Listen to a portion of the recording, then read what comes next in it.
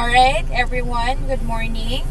So today we will discuss on how to make a lesson plan. But before that, we will first tackle what is lesson planning. Alright.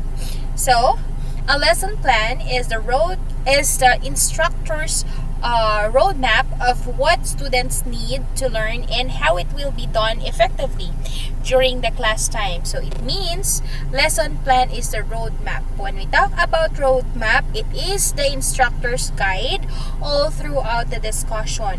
What to do, what is the objectives, what is the activities that is appropriate during the discussion, what is the next step after you discuss or after the teacher discuss the lesson, what is the next activity that will be done. Alright, so that is lesson plan.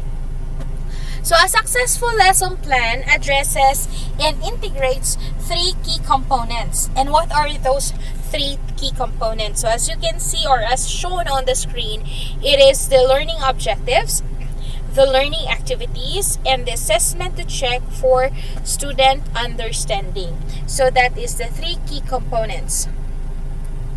Alright, so the three key components composed again another three phases during the for the duration of the class. So we have the before the class, which is to identify the learning objectives, plan the specific learning activities, assessments, and the sequence of the lesson. Of course, you create a realistic timeline and plan for a lesson closure.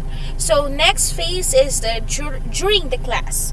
So during the class, it is the discussion proper. It shares the lesson plan with your students, help them keep more engaged on the track. So dito yung mga activities, performance, discussion ng mga bata. It is the sharing of the ideas.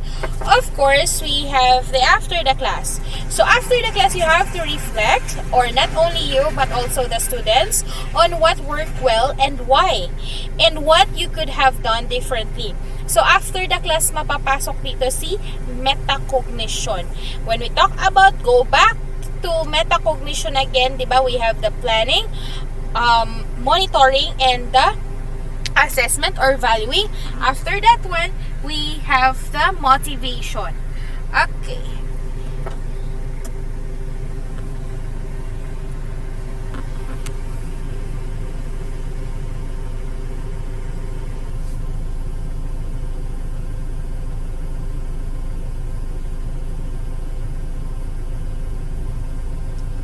Alright, so today we will tackle first the before the class. Alright, so we have first to identify the learning objective. Pero paano natin ma-identify ang learning objectives ng ating discussion or ng ating topic kung hindi tayo marunong gumawa ng ating objectives sa lesson or sa lesson plan? Of course, today, I will teach you how to make, to make a lesson, an objectives or learning objective inside or in the lesson plan. Alright, so first, your objectives must be SMART. Okay, what is the meaning of SMART? We have the S is for specific, we have the M for measurable, we have the A to attainable, and R relevant, and T for time-based or time-bound. So let's talk about the S, specific. Your objectives must be direct to the point. Walang maraming paligoy-ligoy. And of course, when we talk about objectives, hindi po yan sagot ni Miss Universe na maraming pasikot-sikot, na maraming aberya, or maraming beating around the bushes. So specific means direct to the point. For example, ang lesson mo is all about noun. Okay? So, of course, number one mo, to discuss noun. Diretso, direct to the point. You have to discuss the noun. Diba? Diretso kagad yun. Wala naman paligoy-ligoy. To discuss noun. To identify the noun in the sentence. Direct to the point. Next, we have the measurable. Okay? Measurable means dapat ipantay natin yung objectives sa mga skills ng mga bata. As we go back again kay metacognition, we have two different kinds of student, diba? We have the expert learners and we have the novice learners. So of course, when you make or you have a objectives, kailangan po na may measure din po. Hindi lang po na tipong para lang kay novice or para lang din kay expert ang objectives mo at ang discussion mo. It should be pantay-pantay. As I always try to say to you, paulit-ulit, na dapat po you always consider that every learner is a unique individual. So merong learner na novice, meron ding expert. Hindi yan sila pare-pareho na tipong malalim nga yung objectives mo, malalim din yung discussion mo. Ang makakaintindi lang yung mga top 1 hanggang top 10. How about the rest of the class? So hindi mo na measure yun. Of course, your discussion, your learning objectives must be measurable. Alright, next, attainable. I always encourage every final demo, no, na you always go back to your, after the discussion, after the evaluation, you always go back. Okay, you always go back to your objectives. 'Di ba? Sa natin, di ba present talaga yung objectives. Now, after the class, you have to present again your objectives. At itanong mo sa mga bata, not only in yourself, you do not try to reflect within yourself, but try to reflect with your learners, with your students.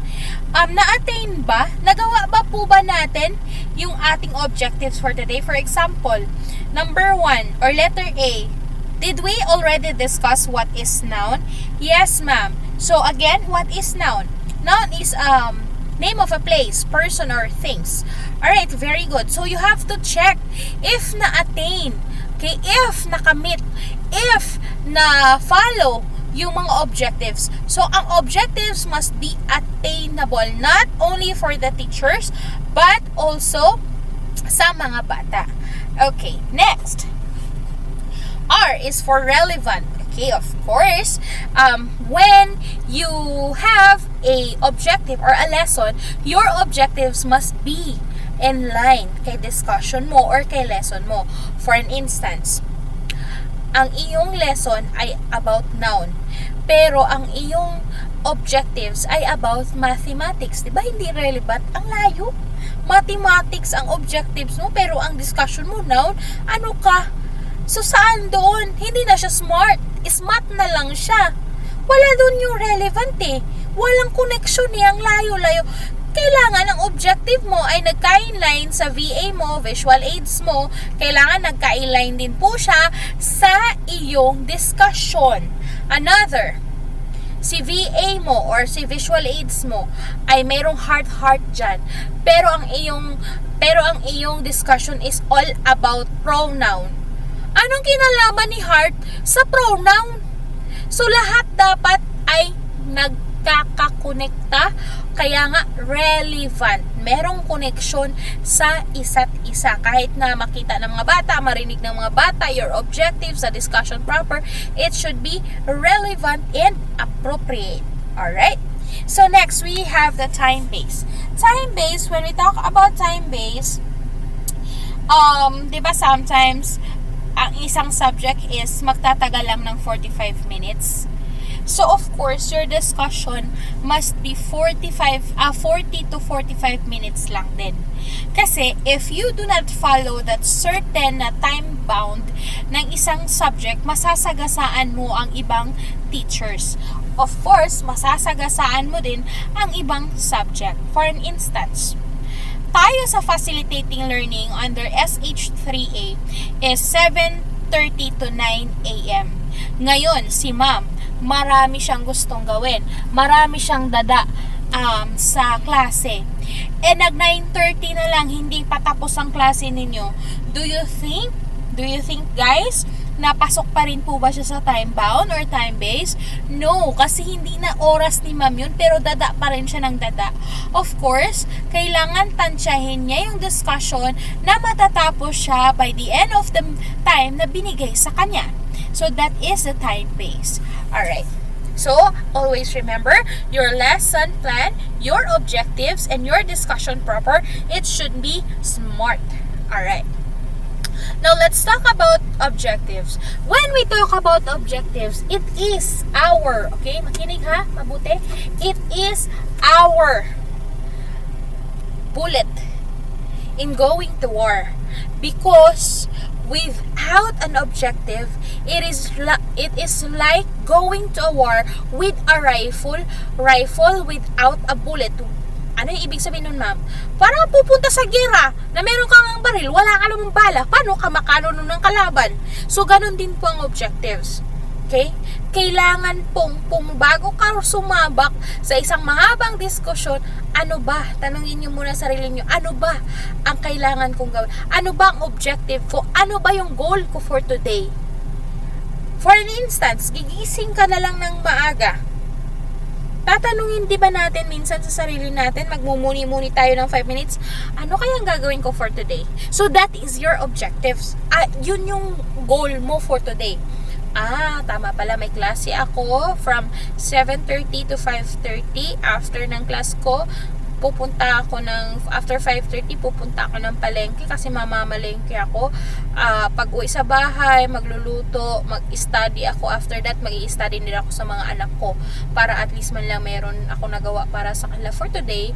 After that, maglinis muna ako ng CR. Kahit wag muna yung kusina, bukas ulit yung kusina kasi CR mo na. So that is your objectives. That is your goal. Alright? So sabi ko nga, without an objectives in a lesson or in discussion, you are going to a war without a bullet but with rifle. Alright? Wala kang aim sa sarili mo. Okay, next. What is objective? Objective is defined as something or someone or something that is real or not imagined. So when we talk about objective, when we say real, it should be executed. Ini-execute with action. Hindi po yan ang objective sa lesson natin or sa lesson objective natin. Hindi po yan kagaya ng mga barkada natin na nag-drawing lang. Ay, ligo tayo ng ilog sa Sunday. Pagdating ng Sunday, hala, hindi ako pinayagan ni mama. Hala, wala akong pera. Hala, wala, may lakad pala ako. Hindi ganun. Kasi pag may objective ka na hindi mo ginawa or walang aksyong nangyari, ibig sabihin it is just an imagination or hallucination. So, in learning objectives, you should execute after identifying your objective, after planning your lesson. You have to execute. You have to file an action para maging something that is real. Okay. So, an instructional objective is the focal point of a lesson plan. So, when we talk about focal point, it is the center of an interest. Direct to the point. Okay? Yun yung magiging guide din ni lesson plan. Yung instructional objectives natin. Okay.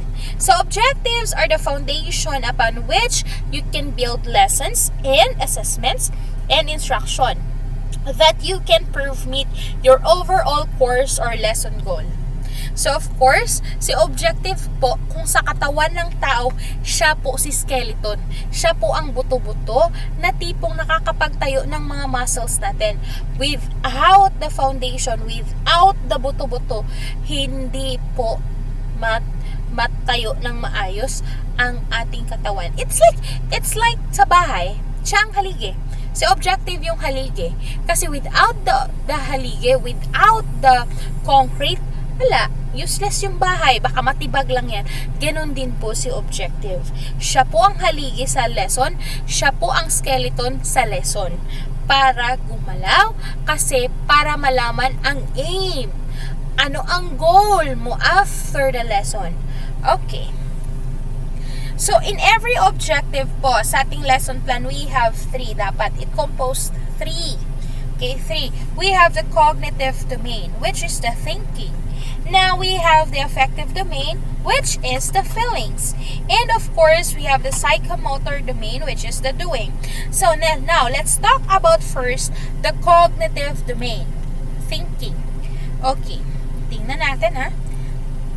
The cognitive domain aims to develop the mental skills and the acquisition of knowledge of the individual.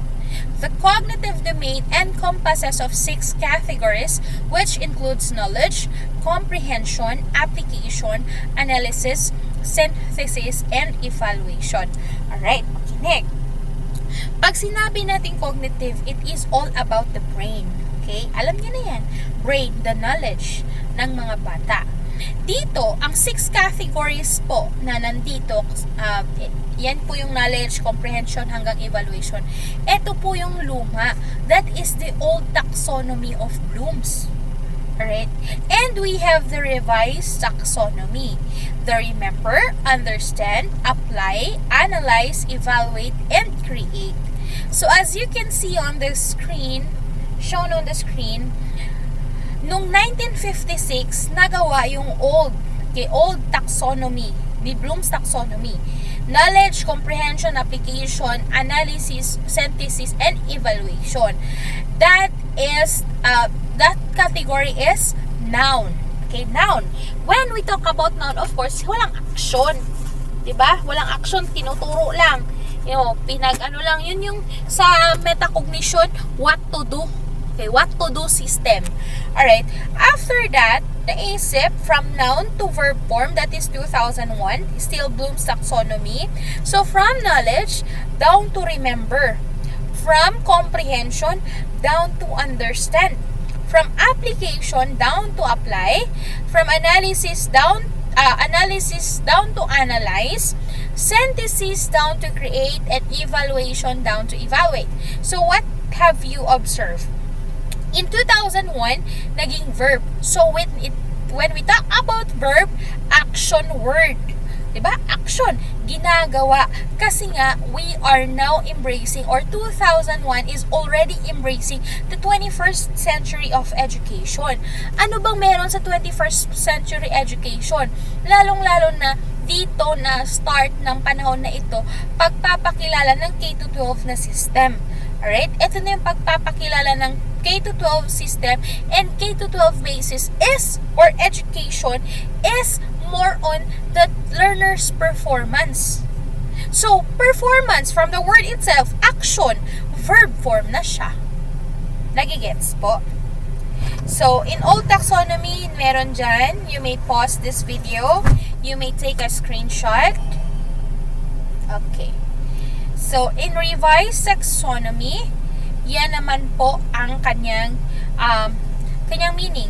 So we have to remember, using memory to recall facts or information, especially sa review ng ating diba before tayo mag-start ng ating lesson, may tatanong muna ang ating teacher, do you still remember our topic yesterday? Or who can still remember, or who can give an example of our yesterday's topic or yesterday's discussion?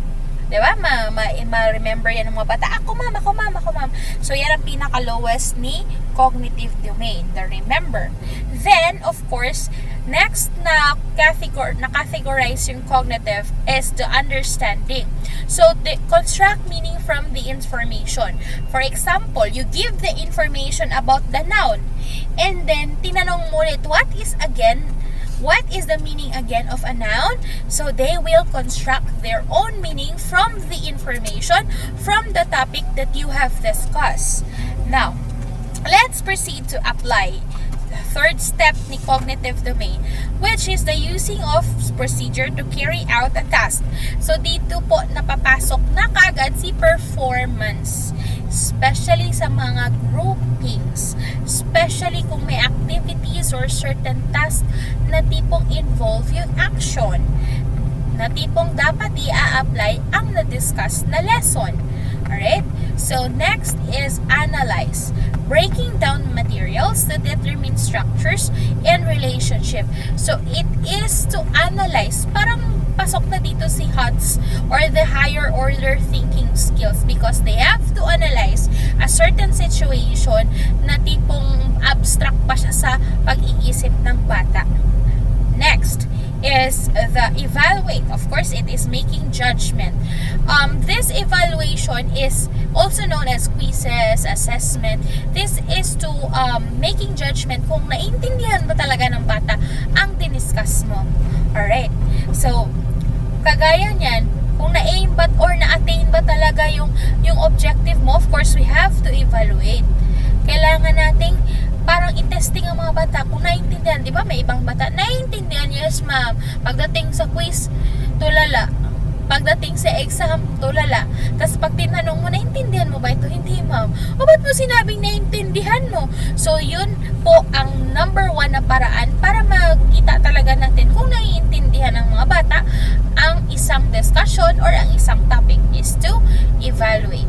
Next, create. Si create po ang pinaka-highest in cognitive domain. It is putting a materials together to form a unique product.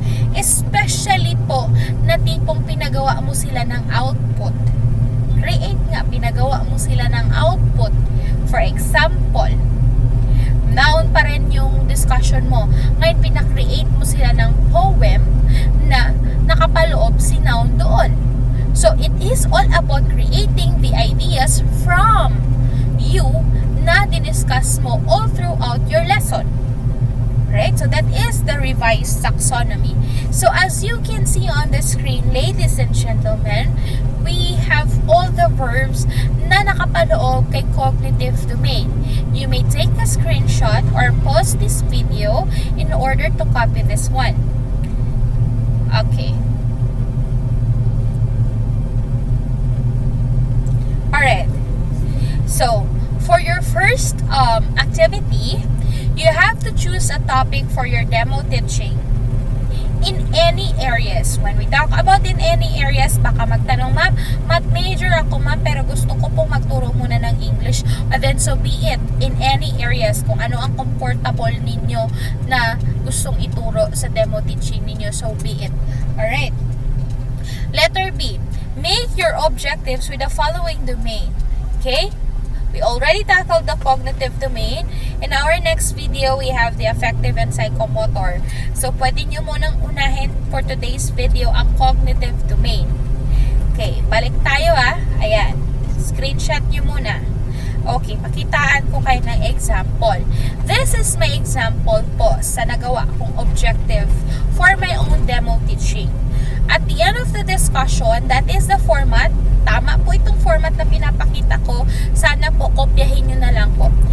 At the end of the discussion, that is, comma, the students, hindi lang po yan the students, kasi marami po, maliban na lang po, kung isa lang din po ang estudyante ninyo, must be able to, it should be must, the modality that you will going to use is must, hindi po should, kasi magkaiba po yung should. Should, pwede lang naman, pwedeng hindi, pwedeng okay lang kung magawa.